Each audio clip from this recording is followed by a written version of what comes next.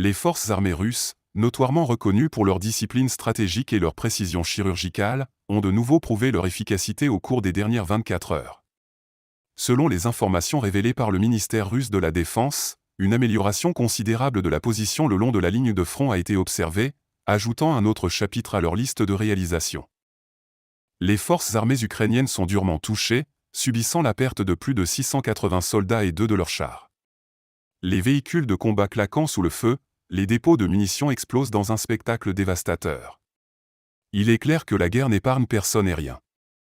L'ennemi a subi des pertes considérables en hommes et en matériel. La liste des véhicules perdus ne cesse de s'allonger, 2 chars, 2 véhicules de combat d'infanterie et pas moins de 10 véhicules sont détruits.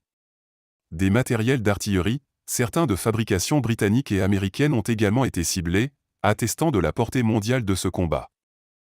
Un coup dur s'est abattu sur l'Ukraine alors que 2 de leurs dépôts de munitions ont été réduits en cendres.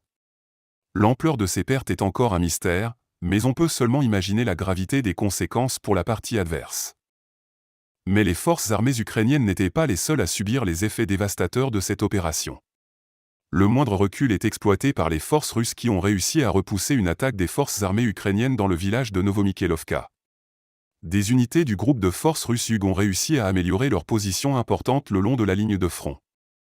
Par ailleurs, le groupe de forces russes Vostok affirme avoir éliminé environ 105 soldats ukrainiens, détruit 2 véhicules de combat d'infanterie, 3 véhicules, un obusier de 155 mm et une unité d'artillerie automotrice de 122 mm. Le matériel abattu est un autre témoignage de la précision et de l'efficacité des forces russes. La piste de l'échec s'étend jusqu'aux régions du Rojanois et de Staromayorskoye en RPD, où 2 contre-attaques d'autres groupes ukrainiens ont également été repoussées. Les détails de cet affrontement militaire donnent un aperçu de la situation tendue sur le front, rappelant que chaque jour apporte de nouveaux défis, de nouvelles victoires et pertes.